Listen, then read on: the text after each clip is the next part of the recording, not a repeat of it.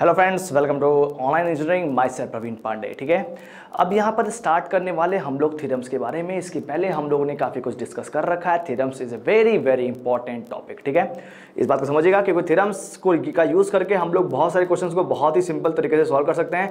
As well as theorems का बहुत सारा एप्लीकेशन जो है एग्जाम में पूछा जाता है। ठीक है, थेवेनिन्स का, नॉर्टन्स का, सुपरपोजिशन का, मैक्सिमम पावर ट्रांसफर का, ये सारी चीज़ें एग्जाम में बहुत बार पूछी गई। तो इस चीज़ को बहुत अच्छे से डील करेंगे और अच्छे से समझेंगे और बेसिक लेवल से हाई लेवल तक लेकर के जाएंगे। ठीक है, उससे क्या होगा कि चीज़ें अगर मान लीजिए कॉम्प्लेक्स क्वेश्चन भी आता है तो भी हो जाना चाहिए। ठीक है, अब देखिए थ्योरम्स पे हम लोग यहाँ पर जो बेसिकली पढ़ते क्यों है यहाँ पर थ्योरम्स को, तो थ्योरम्स बेसिकली यूज होते हैं टू सिंप्लीफाई द नेटवर्क। आपके पास कोई भी जो है सर्किट दिया हुआ है तो उसको जो है सिंप्लीफिकेशन करके आप जो है सिंपल टू सिंपल वे में लेकर आ सकते हैं। That is called as the theorems. कुछ साइंटिस्ट ने वहां पर जो है कुछ ऐसे जो है आपके मेथड्स बताएं जिससे आप चीजों को ज्यादा सिंप्लीफाइड वे में और जल्दी सॉल्व कर सकते हैं। तो थ्योरम्स वही होते हैं। ठीक है ना, अब ये आपके जो भी थ्योरम्स हैं इसमें हम लोग जो है बेसिकली कौन कौन से थ्योरम्स पढ़ने वाले हैं तो उसको एक बार जो है देख लेते हैं। ठीक है, इसमें हम लोग पढ़ेंगे, ध्यान दीजिएगा। सबसे पहले हम लोग स्टार्ट करेंगे सुपरपोजिशन से। ठीक है ना, सुपरपोजिशन थ्योरम्स। उसके बाद हम लोग यहां पर पढ़ेंगे सुपरपोजिशन के बाद नेक्स्ट हमारे पास क्या आता है, थेवेनिन्स। ठीक है ना, ठीक है, उसके बाद हम लोग स्टार्ट करेंगे नॉर्टन्स। ठीक है, नॉर्टन्स के बाद हम लोग स्टार्ट करेंगे मैक्सिमम पावर ट्रांसफर। मैक्सिमम सबसे अधिक क्वेश्चंस जो है मैक्सिमम पावर ट्रांसफर से पूछे जाते हैं, थेवेनिन से भी पूछे जाते हैं, लेकिन maximum power transfer is also one of the important theorem, maximum power transfer. ठीक है ना, इसके बाद हमारे पास जो है नेक्स्ट जो आएगा that is called as the reciprocity theorem. Reciprocity theorem. ठीक है ना, और इसके बाद हमारे पास क्या आएगा, मिलीमैन्स थ्योरम। ठीक है, मिलीमैन्स थ्योरम। इसके बाद लास्ट हमारे पास जो थ्योरम है that is called as the Tellegen's theorem. ठीक है, तो ये इतने नंबर ऑफ थ्योरम्स को हम लोग जो है डिस्कस कर रहे हैं। ठीक है ना, अब एक बात ध्यान दीजिएगा, लोग यहाँ पूछते हैं कि सर हम लोगों को कौन कौन सा थ्योरम पढ़ना है। बेसिकली अगर आप पढ़ेंगे तो आप टोटल पढ़ लेंगे तो कोई गलत बात नहीं है, जितना ज्यादा पढ़ेंगे उतना अच्छा है। ठीक है ना, लेकिन टॉपिक से हट करके पढ़ने की जरूरत नहीं है। एक बात और देखिएगा, मैं क्या बोलूंगा, अगर आपको इंपॉर्टेंट के बारे में पूछा जाए कि इंपॉर्टेंट कौन कौन सा है तो देखिएगा superposition is a important theorem, Thevenin's is important, Norton's is important, ये एन आपका यहां पर जो कैपिटल होगा। ठीक है ना, Norton's is important, maximum power transfer is important. This 4 theorems are very very important in all the exams. ठीक है ना, इसके बाद देखिएगा यहाँ पर रेसिप्रोसिटी, यहाँ पर मिलीमैन्स और टेलीगेंस, ये आपके उतने इंपॉर्टेंट नहीं है। अगर आप इसको स्किप भी कर देते हैं तो भी चल जाएगा, बट ऊपर वाले के 4 थ्योरम्स तो कम से कम आपको जो पढ़ना ही है और हर एग्जाम में लगभग इससे जो क्वेश्चंस पूछे जाते हैं, तो इसलिए इस चीज को ध्यान रखना पड़ेगा। ये जितने भी थ्योरम्स हैं इसमें जो टेलीगेंस है ये सबसे एबनॉर्मल बिहेवियर करता है। एबनॉर्मल बिहेवियर का मतलब क्या है, जैसे मान लीजिए सपोज दैट कि हम यहाँ पर बात करते हैं मैक्सिमम पावर ट्रांसफर की, या फिर सपोज दैट सुपरपोजिशन की, नॉर्टन की, तो ये या फिर थेवेनिन्स की, तो ये सब क्या होते हैं, लीनियर बाइलेटरल के लिए होते हैं। ठीक है, लीनियर बाइलेटरल एक्टिव एलिमेंट वहां प्रेजेंट होना चाहिए, बट ये टेलीगेंस जो होता है linear, non linear, active, bilateral, passive, जो भी होगा सबके लिए एप्लीकेबल होता है। क्योंकि ये आपका जो है बेसिकली क्या बोलता है कि जितना भी पावर आपका जो है कंज्यूम हो रहा है उतना ही पावर सप्लाइड होगा। Supplied power is equal to क्या हो गया, पावर कंज्यूम्ड।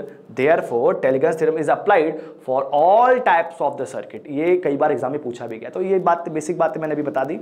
इस बात का बहुत ध्यान रखना है। ठीक है ना, कि डायरेक्शन ऑफ करंट, अगर मैं यहां पर बात करता हूं तो डायरेक्शन ऑफ करंट भी वेरी वेरी इंपॉर्टेंट है। क्योंकि हो सकता है कि फर्स्ट वाले की वजह से आपकी करंट की डायरेक्शन ऊपर से नीचे आ रही हो और सेकंड वाले की कंडीशन की वजह से आपकी नीचे से ऊपर की तरफ जा रही हो। In that condition the direction of the current is very very important. ठीक है, सेकंड कंडीशन हमारी क्या होती है, डायरेक्शन होती है। थर्ड देखिएगा, मतलब क्या होगा कि हमारे जो है डायोड के लिए एप्लीकेबल नहीं, इस बात को ध्यान रखिए। मतलब आपके पास यूनिलैटरल एलिमेंट्स के लिए या फिर जो नॉन लीनियर एलिमेंट्स के लिए एप्लीकेबल नहीं होगा। ठीक है, फोर्थ देखिएगा बहुत ज्यादा, सॉरी ये आपका थर्ड पॉइंट है। ठीक है, थर्ड पॉइंट आपका बहुत ज्यादा इंपॉर्टेंट है, ध्यान दीजिएगा। सपोज दैट कि आपने इंडिविजुअल सोर्स लिया है। ठीक है, मतलब एक आपने जो वोल्टेज सोर्स ले लिया, लेट अस टेक कि आपने एक वोल्टेज सोर्स ले लिया और सर्किट में मान लीजिए आपके पास यहां पर जो 2 वोल्टेज सोर्स लगे थे। एक वोल्टेज सोर्स ये हो गया और एक मान लीजिए वोल्टेज सोर्स ये हो गया, ठीक है। एक मान लीजिए आपका ये V1 हो गया और this is called as the V2, this is called as the R1 and this is called as the R2, ठीक है। अगर आपने यहां पर जो V1 को ले लिया है, इसका मतलब क्या है, V2 को आपको हटाना पड़ेगा। भाई एक सोर्स को एक टाइम में आपको यूज करना है, तो अगर आपने V1 को ले लिया है तो V2 को आपको जो हटाना पड़ेगा। In that case the voltage sources will be replaced by इस इंटरनल रेजिस्टेंस। वोल्टेज और all the sources will be all the sources will be replaced by their internal resistance। अब यहां पर एक बात मुझको ये बताइए, what is the value of the internal resistance of a voltage source। तो voltage source का internal resistance मैंने आपको बताया था, the voltage source का internal resistance उसके सीरीज में होता है, और ideal अगर voltage source लिखा हुआ है, in that case the voltage source the internal resistance of a ideal voltage source is always 0, ठीक है ना। अच्छा, अगर सर्किट में ऐसा बना हुआ, बहुत ध्यान से इस बात को समझिएगा, अगर यहां पर वोल्टेज सोर्स बस V2 लिखा हुआ और इसके क्रॉस कोई भी यहां पर रेजिस्टेंस नहीं लिखा हुआ है, इसका मतलब क्या हो गया, उसका इंटरनल जो रेजिस्टेंस है वो क्या है, 0 है। मतलब क्या है, वो आपका आइडियल वोल्टेज सोर्स मान के किया गया है, ठीक है। आइडियल वोल्टेज सोर्स को अगर मैं यहां पर जो है बात करता हूं तो उसका इंटरनल रेजिस्टेंस अगर मैं रिप्लेस करता हूं, ध्यान दीजिएगा वर्ड सुनिएगा, इंटरनल रेजिस्टेंस अगर मैं जो है रिप्लेस करता हूं आइडियल वोल्टेज सोर्स को, तो वो कैसे बिहेव करेगा, resistance will be equal to 0। It means that it will behave as a short circuit, ठीक है। ये शॉर्ट सर्किट की तरह बिहेव करेगा। R इज इक्वल टू 0 किसका होता है, स्ट्रेट लाइन का होता है, मतलब शॉर्ट सर्किट पाथ का क्या होता है, रेजिस्टेंस इज इक्वल टू 0 होता है, ठीक है। ओपन सर्किट का रेजिस्टेंस कितना होता है, इनफाइनाइट होता है, ठीक है ना। तो इसका मतलब क्या है, अगर मैं एक यहां पर वोल्टेज सोर्स को लेता हूं और यहां पर दूसरा वोल्टेज सोर्स को अगर मैं हटा रहा हूं, in that case the voltage source will be replaced by the मतलब by their internal resistance and the resistance and internal resistance of the voltage source, ideal voltage source is always 0, ठीक है। therefore it will be short circuited, ठीक है। इस बात को ध्यान रखिएगा, मतलब एक को लिया तो वोल्टेज सोर्स को मैंने जो शॉर्ट कर दिया। लेट अस टेक कि अगर मैं यहां पर जो है करंट सोर्स लेता, अगर यहां पर आपके पास जो करंट सोर्स प्रेजेंट होता और यहां पर आपने जो वोल्टेज सोर्स लिया, तो करंट सोर्स को हम लोग यहां पर कैसे रिप्लेस करते हैं, तो करंट सोर्स का मुझको पता है internal resistance is always in parallel with the source as well as the ideal current source have infinite internal resistance. R is equal to R input is equal to कितना होता है, infinite होता है। मैंने आपको बताया था वोल्टेज सोर्स और करंट सोर्स के बारे में बड़ा अच्छा से समझाया, ठीक है ना। तो अगर ये इनफाइनाइट हो जाएगा बेसिकली, तो क्या हो जाएगा, तो आपको करंट सोर्स को ओपन सर्किट करके छोड़ देना है, ठीक है ना। इसका मतलब क्या है, अगर आपको यहां पर वोल्टेज सोर्सेस के बारे में बात करें, तो वोल्टेज सोर्सेस जो होंगे, वोल्टेज सोर्सेस ये आपके क्या हो जाएंगे, शॉर्ट सर्किट हो जाएंगे। और अगर आपके पास यहां पर करंट सोर्सेस दिया है, तो करंट सोर्सेस क्या हो जाएंगे, ये आपके जो है ओपन सर्किट हो जाएंगे। ध्यान दीजिएगा, ओपन सर्किट हो जाएंगे, ठीक है। बात क्लियर है, ये बात तो आप जो ध्यान में रख सकते हैं, बहुत ही सिंपल बात है, कोई दिक्कत ही नहीं है। इसके बाद देखिएगा, बहुत ज्यादा इंपॉर्टेंट है, हो सकता है कि सर्किट में आपके जो डिपेंडेंट सोर्सेस भी लगे हों। इन दैट केस अगर आपके पास यहां पर डिपेंडेंट सोर्सेस लगे होंगे, तो लीव डिपेंडेंट सोर्सेस, क्या करना है, leave dependent sources, leave dependent sources. ऐसा क्यों भाई, हमने यहां पर जो है डिपेंडेंट सोर्सेस को क्यों छोड़ दिया, बिकॉज क्योंकि मुझे पता है कि डिपेंडेंट सोर्सेस किसी जो है करंट पे या फिर जो वोल्टेज पे डिपेंड करेंगे, उनका खुद का कोई वैल्यू नहीं है, उनका खुद का कोई वैल्यू नहीं है। इसका मतलब क्या है कि वो आपके जो है सोर्स तो हैं, उनके अंदर वो करंट तो फ्लो हो रही है, बट वो किसी और पे डिपेंडेंट है, इसलिए हम लोग उनको जो है यहां पर यूज नहीं करते हैं, ठीक है ना। बात समझ में आ रहा है, क्लियर है एक बात, ठीक है। डिपेंडेंट सोर्सेस को एज इट इज आपको जो है छोड़ देना, उनके साथ कोई भी छेड़खानी नहीं करनी है, ठीक है। बहुत ही सिंपल बात है। इसके बाद देखिएगा, ये अब यहां पर एक क्वेश्चन कई बार पूछा गया एग्जाम में कि whether it is applicable for the calculation of the power और नॉट, ठीक है। ये सारे पॉइंट्स तो आपको जो है दिमाग में रखने ही है। अब यहां पर देखिएगा, नेक्स्ट आपको जो है एक क्वेश्चन पूछा जाता है कि यहां पर superposition theorem is applied for the calculation of the power और नॉट। तो आंसर इज दैट कि superposition theorem can not be applied for the calculation of the power in the circuit, because of what, क्योंकि यहां पर जो आपके power होती है वो क्या होती है, power is directional to voltage का स्क्वायर या फिर power is directional to current का स्क्वायर। तो इसका मतलब क्या है, वी स्क्वायर या फिर आई स्क्वायर पे डिपेंड कर रहा है। It means that the power is a non linear, ठीक है ना। पावर आपका क्या है, एक नॉन लीनियर है। और यहां पर सर्किट में ही जब आपकी कंडीशन क्या थी सुपरपोजिशन की, it will be applied for the linear bilateral element. तो इसका मतलब क्या है, ये आपका एक जो है नॉन लीनियर टर्म है, therefore the superposition theorem can not be applied for the measurement of the power, ठीक है ना।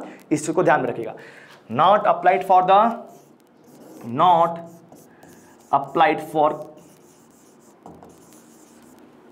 Not applied for power calculation, ठीक है ना, ये बात को ध्यान रखिए, बहुत एग्जाम में पूछा गया, ठीक है ना।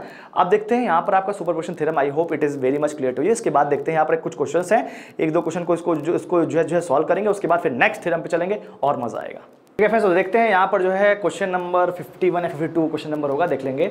और इस क्वेश्चन में यहाँ पर जो सुपरपोजिशन थ्योरम का यूज करना है आपको, मैंने सुपरपोजिशन थ्योरम के बारे में बता दिया है, तो उसको आप अच्छे से पढ़ लेंगे, उसके बाद यहाँ पर क्वेश्चन को सॉल्व करेंगे, देखते हैं, बड़ा मजा आने वाला है। क्वेश्चन यहाँ पे क्या पूछा हुआ है कि what is the value of the current in the I1 branch in the branch of resistance 14.5 ohm, 9 ohm and 10 ohm. यहाँ पर ये आपको इस ब्रांच की करंट पूछी हुई है, तो with the help of the superposition theorem you can solve it. कैसे सॉल्व करेंगे, लेट अस फाइंड इट। देखिएगा, इसका जो रेजिस्टेंस दिया, देखिए इंटरनल रेजिस्टेंस 0.5 ओम दिया, इसका रेजिस्टेंस कितना दिया, 1 ओम दिया। इस बात को बहुत ध्यान समझिएगा, ये जो रेजिस्टेंस दिया है ये इसका इंटरनल रेजिस्टेंस दिया है, और मैंने आपको हमेशा बताया है कि ऐसे क्वेश्चंस में आपको क्या करना है, जब भी आप एक यहां पर सोर्स को लेंगे तो दूसरे वाले सोर्स को उसके इंटरनल रेजिस्टेंस से रिप्लेस करेंगे। अगर यहां पर इंटरनल रेजिस्टेंस दिया हुआ है तो इसका मतलब आप उससे रिप्लेस करेंगे, अगर नहीं दिया होता तो आप उसको आइडियल कंडीशन मान करके उसके इंटरनल रेजिस्टेंस को जीरो कर देते। अगर आपका वो वोल्टेज सोर्स होता, अगर वहां पर करंट सोर्स होता तो आप उसको जो इनफाइनाइट कर देते, ओपन सर्किट कर देते, तो भी आपको जो आंसर मिल जाता। ठीक है, देखते हैं। अब यहां पर देखिएगा, सबसे फर्स्ट ऑफ ऑल मैं यहाँ पर जो 20 वोल्ट का यहाँ पर जो है सोर्स ले रहा हूँ, ठीक है ना, और इसको मैं यहाँ पर हटा रहा हूँ। अगर मैं इसको हटा दूंगा इट मींस दैट कि आई विल शॉर्ट सर्किटेड। ध्यान दीजिएगा, इसको मैं जो है शॉर्ट सर्किट करूंगा विद द इंटरनल रेजिस्टेंस। इसका इंटरनल रेजिस्टेंस कितना है, 1 ओम का, ठीक है ना, 1 ओम का इसका जो है इंटरनल रेजिस्टेंस हो गया। इस बात को ध्यान दीजिएगा। इसके बाद ये वाले में देखिएगा कि यहाँ पर हम लोग जो है इस वाले ब्रांच को हटा देंगे, ठीक है ना, ये आपका मान लीजिए हट गया, ठीक है, यहाँ पर जो है कुछ नहीं है, ये पूरा आपका जो है डिलीट हो गया। ठीक है, अब इसके बाद देखिएगा, क्योंकि हम लोग यहां पर क्या कर रहे हैं, 20 वोल्ट का सोर्स ले रहे हैं और इसको इसके इंटरनल रेजिस्टेंस से रिप्लेस कर देंगे। ठीक है, अच्छा, इसका 0.5 ओम क्या करेंगे भाई, 0.5 ohm will also be used. अब यहां पर देखते हैं कि 0.5 ओम अगर यहां पर जो यूज होता है तो वो इसके जो है सीरीज में कनेक्टेड हो जाएगा, that is equal to 0.5 ohm will be connected here. ठीक है, बात क्लियर है। अब आपको जो है यहां पर मैं पूछूंगा कि what will be the current flowing across the each branch. तो यहां पर देखिएगा, यहां पर लेट अस टेक कि यहां पर I1 फ्लो हो रहा है, यहां पर मान लीजिए I2 फ्लो हो रहा है, और यहां पर मान लीजिए आपका I3 फ्लो हो रहा है। ठीक है, डैश डैश यहां पर डैश कर देते हैं, क्योंकि हमको जो है यहां पर दो कंडीशन मिलेगी। फर्स्ट आपको जो है 20 वोल्ट का सोर्स लिया था, नेक्स्ट वाली कंडीशन में जो 32 वोल्ट वाला सोर्स ले लूंगा। ठीक है, अच्छा, अगर मैंने यहाँ पर जो 20 वोल्ट का सोर्स लिया और I1, I2 और I3 डैश की वैल्यू को मुझको जो फाइंड आउट करना है, तो मैं यहाँ पर कैसे फाइंड आउट कर सकता हूँ। सबसे पहले एक काम करता हूँ, मैं इसका इक्विवेलेंट रेजिस्टेंस निकाल लेता हूँ। जैसे मैं इसका इक्विवेलेंट रेजिस्टेंस निकाल लूंगा तो मैं यहाँ पर करंट की वैल्यू को इजिली फाइंड आउट कर सकता हूँ with the help of V is equal to I into R का फॉर्मूला यूज करके। ठीक है, अच्छा, अब आप मुझको ये बताइए कि 9 and 1 ohm are connected in series. इसका मतलब क्या हो जाएगा, 9 + 1 क्या हो गया, 10 हो गया, एंड 10 इज यहाँ पर 10 और 10 आपस में क्या हो गए, पैरेलल में हो गए। तो दो में अगर आपका जो है पैरेलल में अगर जो है सेम होता है तो रेजिस्टेंस कितना होता है, हाफ हो जाता है। कितना आ जाएगा, 5 ओम आ जाएगा। 5 + 14.5 कितना हो गया, 19.5 प्लस 0.5 कितना हो गया, 20 ओम हो गया। ठीक है, तो R इक्विवेलेंट आपको यहां पर जो कितना मिल गया। ध्यान दीजिएगा, ऐसे ही क्वेश्चन को आपको यहां पर जो सॉल्व करना है, क्वेश्चंस को लेकर के लिखने की जरूरत नहीं है। ठीक है ना, तो यहां पर कितना हो गया, 20 ओम आपको जो है मिल जाएगा। ठीक है, तो 20 ओम इज द R इक्विवेलेंट। अब आपको पता है कि यहां पर आपके पास इसके बाद क्या बचेगा, यहां पर आपके पास जो है 20 वोल्ट का सोर्स हो गया और यहां पर 20 ओम का रेजिस्टेंस आ गया। ठीक है, तो आप मुझको ये बताइए कि यहां पर करंट कितनी फ्लो होगी, that is called as the I1 dash, जो आपकी इनपुट हो रही होगी। I1 dash will be equal to कितना होगा, 20/20 will be equal to 1 ampere. 1 ampere की करंट यहां पर जो है I1 dash will be starts flowing. ठीक है, बात क्लियर है, कोई दिक्कत नहीं है। I1 dash will be equal to 1 ampere. ये आपको मिल गया, कितना आया, एक बार इसको अलग कलर से कर देता हूं, कितना जाएगा, 1 एम्पियर। ठीक है ना, अब I1 dash will be equal to 1 ampere. अब आप मुझको ये बताइए कि अब मुझको यहाँ पर जो है I2 डैश की वैल्यू को जो है फाइंड आउट करना है। ठीक है, तो यहाँ पर I2 डैश हम लोग जो है कैसे फाइंड आउट कर सकते हैं, अब उसको देखते हैं। 1 एम्पियर की करंट यहाँ पर जाएगी और दो पैरेलल ब्रांचेस लगे हैं, कितने ओम के, 10 ओम के और 10 ओम के। भाई 10 ओम यहां पर भी है और 10 ओम यहां पर भी है। इसका मतलब क्या, 10 और 10 ओम आपस में कैसे लगे हैं, पैरेलल लगे हैं। 1 ओम की करंट जा रही है, उसको दिख रहा है कि रेजिस्टेंस दोनों जगह क्या है, बराबर है। तो क्या होगा, करंट आपका जो है आधी आधी वहां पर ब्रेक हो जाएगी। इट मींस दैट अगर यहां पर जो 1 एम्पियर जा रहा है, मतलब यहां पर करंट आपकी कितनी आ जाएगी, 0.5 एम्पियर, और यहां पर भी कितनी आ जाएगी, 0.5 एम्पियर। मतलब आपको ये मिल गया कि what is the value of the I1 dash I1 dash is equal to कितना आ गया 1 एम्पियर आ गया, I2 डैश आपको यहाँ पर कितना मिल गया that is equal to 0.5 ampere and I3 dash is also equal to 0.5 ampere, ठीक है ना। यहाँ पर कितना मिल गया 0.5 एम्पियर। तो यहाँ पर तीनों आपने ब्रांचेस की करंट को निकाल लिया with the help of the source 20 volt, ठीक है, ये बात को ध्यान दीजिएगा। अभी हमने जो है 20 वोल्ट के सोर्स को लिया था, ठीक है। अब यहाँ पर देखते हैं कि अब मैं जो है यहाँ पर नेक्स्ट वाला सोर्स लेता हूँ that is called as the 32 volt source, ठीक है। एक बार इसको लिख देता हूँ मैं। I1 dash is equal to कितना मिला था, I1 dash is equal to 1 ampere मिला था, I2 dash is equal to कितना मिला था 0.5 ampere and I3 dash is equal to कितना मिला था 0.5 एम्पियर, ठीक है। अब यहाँ पर मुझको जो है निकालना है 32 वोल्ट सोर्स को लेकर के, ठीक है। अगर मैं यहाँ पर जो है 32 वोल्ट वाला सोर्स लेता, इसका मतलब क्या है, मैं यहाँ पर 20 वोल्ट वाले सोर्स को शॉर्ट सर्किट करता with the help of the internal resistance, क्योंकि इसका इंटरनल रेजिस्टेंस यहां पर दिया हुआ दैट इज इक्वल टू 0.5 ओम, तो मैं उसको उससे रिप्लेस कर देता, ठीक है ना। अब देखिएगा अगर मैं इसको जो है रिप्लेस करता तो बेसिकली यहां पर एक आपके पास सर्किट रहता और इसका रेजिस्टेंस कितना होता 0.5 ओम हो जाता, ठीक है। ये वाली ब्रांच आपकी जो है खत्म हो जाती है, ये वाली ब्रांच में आपका कुछ भी करंट फ्लो नहीं होता, क्योंकि हमने उसको जो है उसके इंटरनल रेजिस्टेंस से रिप्लेस कर दिया है because we are considering 32 volt source, ठीक है ना। अब यहां पर 32 वोल्ट वाला सोर्स मैं जो है ले रहा हूं और उसकी वजह से मैं यहां पर इसको जो है सॉल्व करता हूं, ठीक है ना। तो 32 वोल्ट का यहां पर सोर्स हो गया और इसका इंटरनल रेजिस्टेंस इस सीरीज में दैट इज इक्वल टू 1 ओम, ठीक है ना। अब यहां पर देखिएगा 14.5 प्लस 0.5 कितना हो गया 15 ओम हो गया। 15 ohm is connected in parallel to 10 ohm, तो कितना हो जाएगा 10 इंटू 15 डिवाइड बाई 25 कितना आ जाएगा 5 3 15 5 5 25 5 2 10 कितना आ गया 6 ओम आ गया। 6 प्लस 9 6 9 और प्लस 1 10 और 10 प्लस 1 कितना 10 प्लस 6 कितना हो गया 16, टोटल कितना रेजिस्टेंस आ गया 16 ओम का रेजिस्टेंस आ गया। 32 वोल्ट का आपके पास यहाँ पर बैटरी लगा हुआ है और यहाँ पर आपके पास टोटल जो रेजिस्टेंस है कितना है 16 ओम आ गया है। तो करंट कितनी फ्लो होगी V इज इक्वल टू कितना होता है I इंटू आर होता है, तो I will be equal to V divide by R. V यहाँ पर कितना है 32 डिवाइड बाई 16 2 जा, तो यहाँ पर कितना आ गया 2 एम्पियर की करंट फ्लो रही है। But the 2 ampere current will be flowing from here to here, this is called as let us take कि यहाँ पर मैंने जो है इसको अलग कर दिया। ये मान लीजिए आपका जो है पहले कितना था I2 डैश था, तो ये मान लीजिए I2 डबल डैश हो गया, यहाँ पर आपका जो है I1 डैश आ गया और यहाँ पर मान लीजिए आपका जो है I3 डबल डैश आ गया, ठीक है ना। ये आपका जो I1 डैश आ गया, ठीक है। अब इसको लेकर के मैं यहाँ पर जो सॉल्व करने वाला हूँ कि what will be the value of current in individual branch, इस बात को ध्यान दीजिएगा, ठीक है। इंडिविजुअल ब्रांच को की करंट को मैं फाइंड आउट कर सकता हूँ, देखिएगा। तो ये I2 डबल डैश मुझको यहाँ पर कितना मिल गया है I2 double dash is equal to कितना मिल गया 2 एम्पियर यहाँ पर करंट अंदर इंसर्ट हो रही है। अब यहाँ पर दो पैरेलल ब्रांचेस है, एक पैरेलल ब्रांच का जो रेजिस्टेंस है वो कितना है 15 ओम है और सेकंड वाले कितना है 10 ओम है। तो यहाँ पर मैं जो है करंट डिवीजन रूल को लगा सकता हूँ। तो इसका मतलब मुझको ये बताइए अगर मुझको इस वाले ब्रांच की करंट निकालनी मतलब I1 डबल डैश निकालनी है तो I1 double dash will be equal to क्या होगा अपोजिट ब्रांच का रेजिस्टेंस कितना होगा 10 divide by the total resistance कितना हो गया 10 और plus 15 that is equal to 25 into source current. Source current यहाँ पर कितना है 2 एम्पियर हो गया, तो कितना हो गया 5 2 10 5 5 25 that is will be equal to 4 divide by 5 that is equal to 0.8 ampere. तो यहां से आपको जो है यहां पर मिल गया है I1 dash is equal to कितना मिल गया 0.8 एम्पियर मिल गया।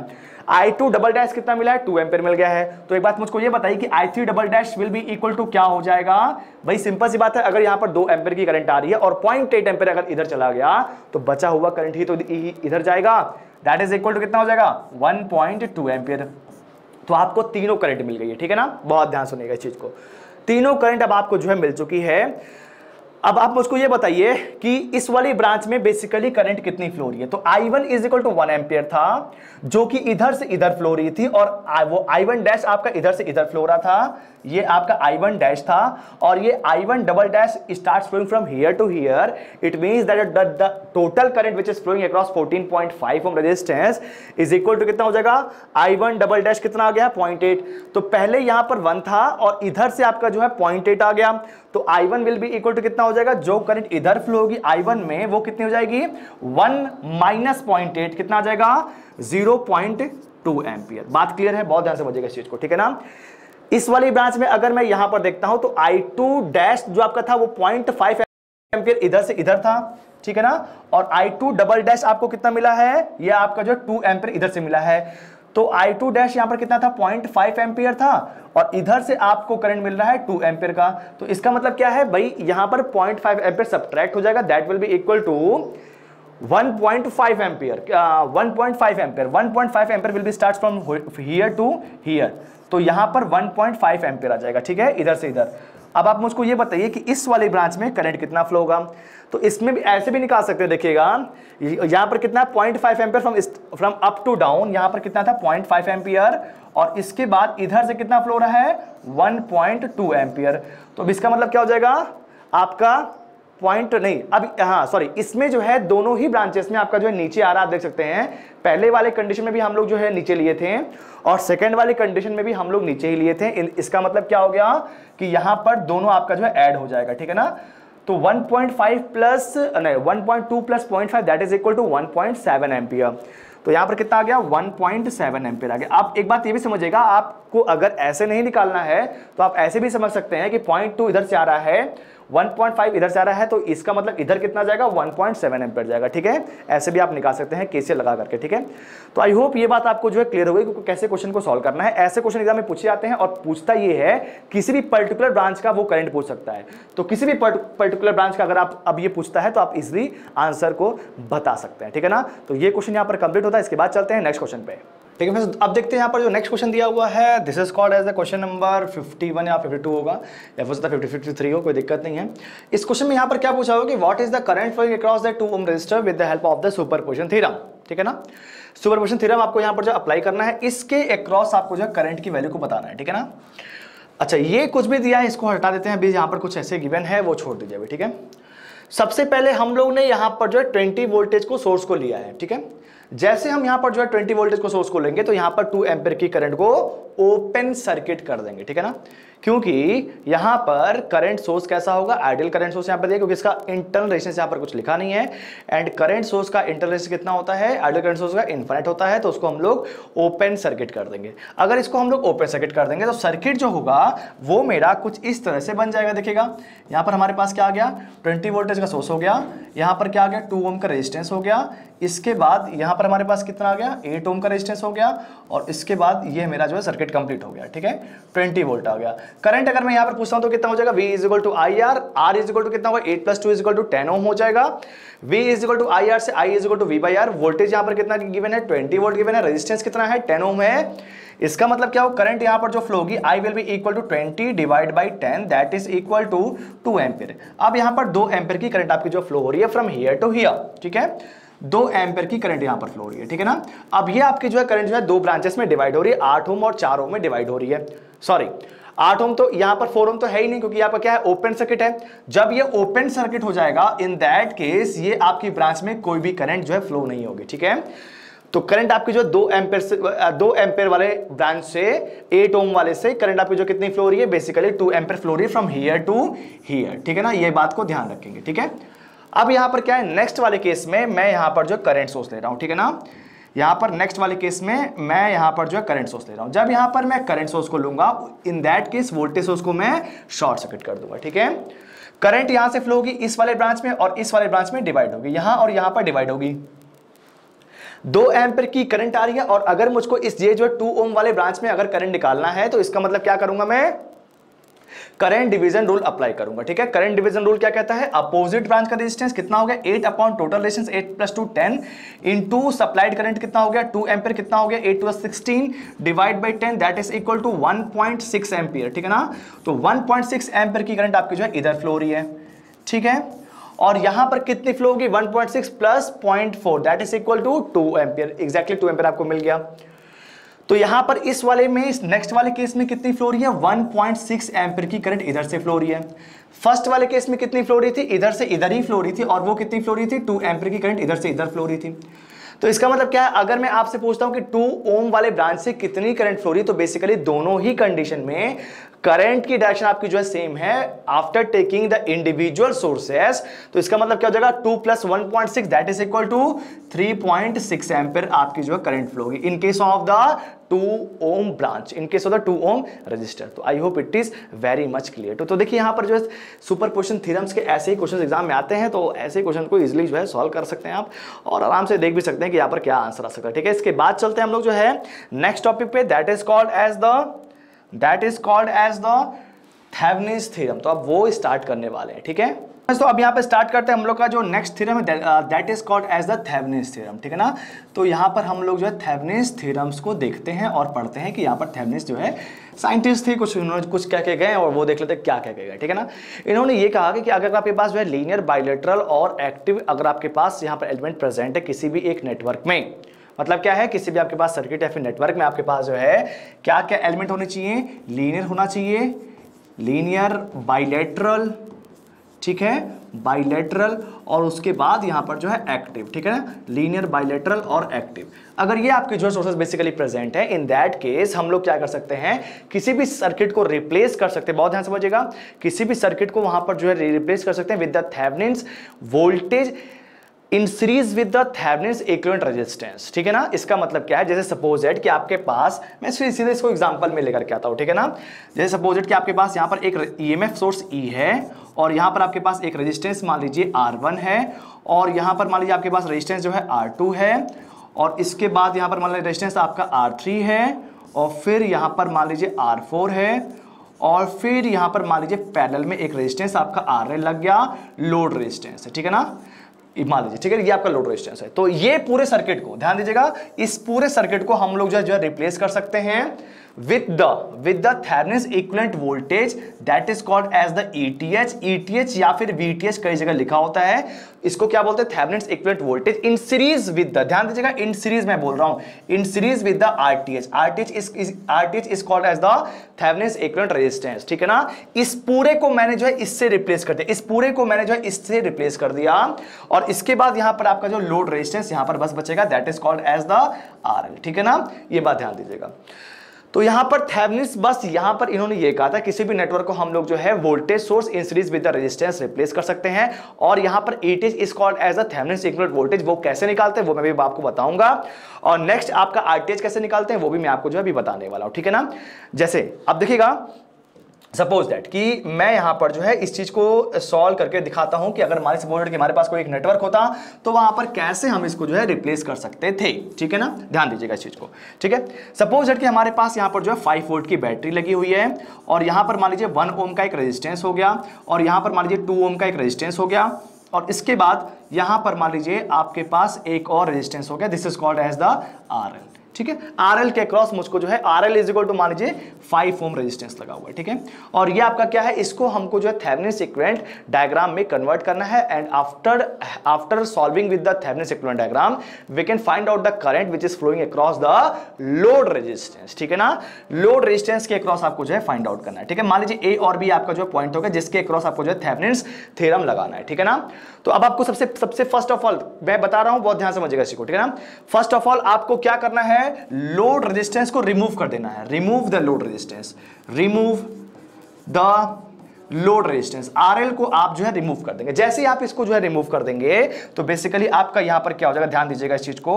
अगर मैं इसको यहां पर जो है रिप्लेस कर देता हूं, हटा देता हूं, ठीक है ना, तो ये आपका ब्रांच पूरी तरह से रिमूव्ड हो गया। अब आपका A और B पॉइंट इस तरह से आ गए। ठीक है, कोई दिक्कत नहीं है। अब यहां पर A और B जब आपका पॉइंट ऐसे आ जाएगा तो अब आप इसको जो है कैसे सॉल्व करेंगे, अब आपका ETH फाइंड आउट करना है। मैंने आपको बोला है हमारे पास दो चीजें हैं, ETH is called as a Thevenin's equivalent voltage and RTH is called as the Thevenin's equivalent resistance. ठीक है ना, तो ETH अगर आपको जो है निकालना है बेसिकली इसके क्रॉस आपको ETH की वैल्यू कैलकुलेट करनी। कई जगह ये ETH लिखा होता है और कई जगह VTH भी लिखा होता है या फिर VOC भी बोल सकता है। ठीक है ना, VOC यहां पर क्यों बोल रहा है, क्योंकि ओपन सर्किट मैंने इसको कर दिया, that is called VOC, voltage across the open circuit terminal. ETH is called as a Thevenin equivalent voltage या फिर VTH is called also called as the Thevenin's equivalent voltage. तो यहां पर तीनों यूज कर सकते हैं टर्म्स, तो कोई दिक्कत नहीं है। अब आप मुझको ये बताइए इसके क्रॉस वोल्टेज आप यहां पर जो कैसे कैलकुलेट कर सकते हैं। देखिएगा बहुत बार क्वेश्चंस पे कंफ्यूजन होता है कि आपको लोड रेजिस्टेंस हटाना है या फिर नहीं हटाना है। कई बार ऐसे भी पॉइंट्स आते हैं कि लोड रेजिस्टेंस आपको जो वहां पर रिमूव नहीं करना पड़ता है, बट अभी यहां पर हम लोग यहां पर लोड रेजिस्टेंस रिमूव करने वाली क्वेश्चंस को ले रहे हैं। बाद में मैं आपको ऐसा भी क्वेश्चन करवा दूंगा कि जहां पर जो लोड रेजिस्टेंस बिना रिमूव किए, वो क्वेश्चन ऐसा पूछा है लोड रेजिस्टेंस वहां पर रिमूव नहीं करना था, ठीक है, but don't take tension, we will solve it, ठीक है ना। अभी देखिए, तो यहां पर सबसे पहले जिसके अक्रॉस आपको जो थेवेनिन इक्विवेलेंट डायग्राम बनाना होता है वो रेजिस्टेंस को आप रिप्लेस कर दिए, रिप्लेस करके हटा दिए, ठीक है। इसके बाद आप जो है यहां पर वोल्टेज की वैल्यू फाइंड आउट करेंगे, what is the value of ETH, VTH और द बीओसी। तो इसके क्रॉस अगर मुझको यहां पर जो वोल्टेज की वैल्यू निकालनी, तो यहां पर वोल्टेज की वैल्यू कितनी होगी आप मुझको ये बताइए। तो इसका मतलब यहां पर कितना हो जाएगा, देखिएगा यहां पर आप इसको व्हाइट ले लेता हूं, ठीक है। तो देखिएगा यहां पर मैं सॉल्व कर सकता हूं with the help of the voltage division rule, ठीक है। तो इसके क्रॉस अगर मैं जो वोल्टेज डिवीजन करूंगा कि यहां पर वोल्टेज कितना आएगा, तो 2/2 + 1 3 इंटू सोर्स वोल्टेज कितना आ गया 5 आ गया, कितना आ गया 10 / 3 that is equal to 3.33 voltage, ठीक है ना। तो इसके क्रॉस आपको जो है वोल्टेज जो यहां पर ईटीएच होगा वही वोल्टेज इसके अक्रॉस भी होगा, देयरफॉर द वोल्टेज वीओसी और वीटीएच और the ETH will be equal to 3.33 voltage, ठीक है, सिंपल क्वेश्चन है। अच्छा, अब इसके बाद ही अगर मैं मुझको यहां पर जो है फाइंड आउट करना है what is the value of the RTH. बहुत ध्यान समझिएगा, आरटीएच अगर आपको जो है निकालना हो तो यहां पर आप जो आरटीएच कैसे फाइंड आउट करते हैं, ध्यान दीजिएगा इस चीज को। आरटीएच आपको फाइंड आउट करना है तब भी ध्यान दीजिएगा, आरटीएच वाले केस में अगर मुझको आरटीएच यहां पर फाइंड आउट करना है, इन दैट केस आप क्या करते हैं, लोड रेजिस्टेंस तो आपका रिमूव्ड ही रहेगा इस वाले केस में भी, ठीक है ना। इसके बाद हम लोग क्या करेंगे, यहां पर जो आपका वोल्टेज सोर्स है उसको हम लोग यहां पर जो शॉर्ट सर्किट कर देंगे, ठीक है ना। वोल्टेज सोर्स को हम लोग यहां पर शॉर्ट सर्किट कर देंगे, मतलब उसके इंटरनल रेजिस्टेंस से रिप्लेस करेंगे। अगर यहां पर कुछ इंटरनल रेजिस्टेंस होता तो उसको आप लगा देते, बट यहां पर कुछ इंटरनल रेजिस्टेंस नहीं यहां पर गिवन था, therefore we have short circuited the voltage source, ठीक है ना। अगर यहां पर करंट सोर्स होता तो उसको हम लोग ओपन सर्किट कर देते। बात क्लियर एकदम, कोई दिक्कत नहीं होनी, कोई कंफ्यूजन नहीं होना चाहिए, ठीक है ना। बेसिकली एक्चुअली यहां पर कई बार ऐसा वर्ड्स आता है कि यहां पर पूछा जाता है कि RTH can be found out with what. तो RTH can be found out by, मतलब by replacing the all the voltage and the current source with their internal resistance, ठीक है ना। ओपन सर्किट शॉर्ट सर्किट तो वो बात की बात है, ठीक है ना। लेकिन सबसे पहले उसको हम लोग क्या बोलते हैं, एग्जैक्टली वर्ड क्या है, उसके इंटरनल रेजिस्टेंस से हम लोग जो है रिप्लेस करते हैं। बहुत बार ईएस में भी क्वेश्चंस इसके आए हैं, ठीक है ना। अब देखिएगा यहां पर क्या होगा, 2 ओम और 1 ओम आपस में क्या हो जाएगा, जहां से आपने लोड रेजिस्टेंस को हटाएंगे आप वहां पर खड़े होकर के आरटीएच की वैल्यू को फाइंड आउट करेंगे। तो यहां से अगर मैं आपसे पूछता हूं कि आपको जो है यहां पर क्या दिख रहा है, तो basically 2 ohm and 1 ohm are connected in parallel. तो RTH will be equal to कितना हो जाएगा, ध्यान दीजिएगा, RTH will be equal to कितना हो जाएगा, यहां पर 2 × 1 divide by 2 + 1 will be equal to 3, तो कितना हो जाएगा 2/3, ठीक है ना। This is called as the RTH. अब मुझको अगर जो रिप्लेस करना है तो देखिएगा यहां पर आपका जो वीटीएच वीओसी आ गया, वीओसी इज इक्वल टू कितना था 3.33 voltage in series with the RTH, RTH is equal to कितना आएगा 2/3, और यहां पर आपका पास लोड रेजिस्टेंस आएगा that is equal to 5 ohm, ठीक है। अब यहां पर अगर आपसे मैं जो है करंट पूछता हूं तो आप यहां पर करंट की वैल्यू बहुत ही इजीली फाइंड आउट कर सकते हैं। I will be equal to V upon R, where R will be equal to 2/3 + 5 that is equal to 15 + 2 17/3, 17/3 is the resistance and the voltage is equal to 3.33 volt. तो यहां से आप current की value को easily find out कर सकते हैं, ठीक है ना। तो I hope it is very much clear to. अब यहां पर जो है आप यहां पर पावर लॉ सब कुछ निकाल सकते हैं, बट आपको ये लगेगा कि सर ये सर्किट को ऐसा हम लोग कर ही क्यों रहे हैं। बेसिकली बहुत सारे ऐसे क्वेश्चन होते हैं जहां पर लंबे क्वेश्चन होते हैं, जहां पर आपको केवल कैसे करने में बहुत टाइम लगेगा, उस वाले क्वेश्चन में ये आपको सिंप्लीफिकेशन आप यूज कर सकते हैं, ठीक है। आरटीएच की वैल्यू को जब भी आप फाइंड आउट करते हैं तो आप वहां पर उसको इंटरनल रेजिस्टेंस से रिप्लेस करते हैं, बट डिपेंडेंट सोर्सेस को टच नहीं करना, dependent sources as it is रहेंगे, ठीक है ना। डिपेंडेंट सोर्सेस के मैंने जो है कुछ भी नहीं बोला है, dependent sources as it is रहेंगे, ध्यान दीजिएगा, ठीक है ना। तो वीटीएच कैसे निकालते हैं और आरटीएच कैसे निकालते हैं ये बात आपको जो है समझ में आ चुका है। साथ में ये भी समझ में आ चुका है कि आपको जो ये किसके लिए है, लीनियर, बायलैटरल और एक्टिव, ठीक है, मतलब वहां पर एक्टिव एलिमेंट प्रेजेंट होने चाहिए, ठीक है ना। और यहां पर नॉन लीनियर एलिमेंट के लिए थेवेनिन थ्योरम हमारा नहीं होता है, ठीक है, बात क्लियर है। अच्छा, इसी के बाद ध्यान दीजिएगा, इसी के बाद हमारे एक साइंटिस्ट और आ गए, ठीक है ना, उनका नाम था नॉर्टन। अब यहां पर दोनों को मैं एक साथ पढ़ा रहा हूं क्योंकि अभी ये दोनों को इसका मैं एक साथ क्वेश्चन भी आपको जो है करवा दूंगा, तो चीजें एक साथ ही क्लियर हो जाएंगी, ठीक है ना। अब देखिएगा थेवेनिन के बाद हमारे जो नए साइंस एक और साइंटिस्ट हैं जिनका नाम क्या था, नॉर्टन, ठीक है ना। नॉर्टन ने क्या कहा, ठीक है ना, उस चीज को देख लेते हैं, नॉर्टन्स थ्योरम। तो नॉर्टन्स थ्योरम ने क्या कहा कि नॉर्टन्स ने क्या कहा, या फिर नॉर्टन्स थ्योरम आप बोल सकते हैं, तो इन्होंने क्या कहा कि लोड रेजिस्टेंस को जिसको भी हमने ओपन करके, ध्यान दीजिएगा, हमने रिमूव करके थेवेनिन इक्विवेलेंट डायग्राम बनाया था, ठीक है। लोड रेजिस्टेंस को ओपन करके हमने यहां पर थेवेनिन इक्विवेलेंट डायग्राम को बनाया था, ठीक है ना, बात क्लियर है। अच्छा, तो ये इन्होंने क्या कहा कि यहां पर कंडीशन सब कुछ सेम है कि यहां पर जो है लीनियर होना चाहिए, लीनियर बाइलेटरल, जो कंडीशंस थी वो तो कंडीशन एज इट इज है, लीनियर बाइलेटरल एक्टिव यहां पर होना चाहिए, फर्स्ट कंडीशन तो क्लियर है, ठीक है ना। लेकिन इन्होंने ये भी बोला कि साथ साथ में हम लोग को यहां पर लोड रेजिस्टेंस को रिमूव नहीं करना है, लोड रेजिस्टेंस को हमको यहां पर शॉर्ट सर्किट कर देना है, ठीक है ना। तो जो करंट फ्लो होगी that is called as the Norton's current, ठीक है। इसका मतलब क्या है, जैसे हमारे पास यहां पर जो है, लेट अस टेक कि यहां पर 5 वोल्टेज का सोर्स है, यहां पर 1 ओम का रेजिस्टेंस है, इसके क्रॉस मान लीजिए यहां पर 6 ओम रेजिस्टेंस है, यहां पर मान लीजिए आपके पास क्या है, load resistance is given RL is equal to 5 ohm, ठीक है ना, यहां पर मान लीजिए आपका जो गिवन है, ठीक है ना। अब यहां पर क्या बोले हैं कि यहां पर अगर सपोज कि आपको नॉर्टन्स इक्विवेलेंट डायग्राम बना है across the point A and B, तो आपको यहां पर जो है, यहां पर रेजिस्टेंस को रिमूव नहीं करना है, ओपन सर्किट नहीं करना है, आपको रेजिस्टेंस को यहां पर जो है शॉर्ट सर्किट कर देना है, ठीक है। अगर मैं यहां पर इसको जो है शॉर्ट सर्किट कर दूंगा तो देखिएगा यहां पर जो कैसे डायग्राम बन रहा है, अगर इसको मैं यहां पर जो शॉर्ट सर्किट कर दूंगा तो ये पॉइंट ऐसे हो जाएगा। तो जो करंट फ्लो होगी that is called as the Norton's current, that is called as the Norton's current, ठीक है ना, यही आपकी जो नॉर्टन्स करंट होती है। अच्छा, नॉर्टन करंट जब आपकी फ्लो होती है तो जो सर्किट होगा वो आपका कैसे बनेगा, देखिएगा, करंट सोर्स का जो भी रेजिस्टेंस होता है IN, उसका इंटरनल रेजिस्टेंस ऑलवेज इन क्या होता है, यहां पर आपके इसकी जो है नॉर्टन्स करंट आ जाएगी जो कि पैरेलल में होगी, और इसके बाद यहां पर लोड रेजिस्टेंस आपका क्या बचेगा, that is equal to RL, ठीक है। अच्छा, सोर्स ट्रांसफॉर्मेशन से भी आप निकाल सकते हैं, देखिएगा ये आपका बेसिकली क्या सोर्स ट्रांसफॉर्मेशन ही है थेवेनिन थ्योरम का, ठीक है ना। अगर आपको यही डायग्राम मैं बोलता कि with the help of the Thevenin theorem बनाना है, तो आप यहां पर क्या बोलते कि सर यहां पर आ जाएगा ATH और ETH in series with the RTH, और यहां पर क्या जाएगा आपका जो है load resistance that is called as the RL। तो अगर मैं इसी को यहां पर जो कन्वर्ट कर दूं वोल्टेज सोर्स को यहां पर जो करंट सोर्स में, तो आप यहां पर देख सकते हैं कि ETH जो आपका वोल्टेज सोर्स था वो आपका यहां पर जो है करंट सोर्स में कन्वर्ट हो गया IN, where IN will be equal to क्या होगा, V is equal to I into R होता है। तो मैंने आपको बताया था कि सोर्स ट्रांसफॉर्मेशन में अगर आपको जो करंट की वैल्यू फाइंड आउट करनी है तो IN will be equal to कितना हो जाएगा, ETH डिवाइड बाई RTH, ठीक है ना। इस चीज को बहुत ध्यान से समझिएगा, क्वेश्चंस में नॉर्टन्स करंट निकालने के लिए आपको निकालने की जरूरत नहीं है, अगर आपने जो थेवेनिन समझ में आ गया तो नॉर्टन्स के लिए कोई अलग से बात नहीं है, थेवेनिन आ गया तो थेवेनिन का यूज करके आप नॉर्टन्स को भी इजीली फाइंड आउट कर सकते हैं।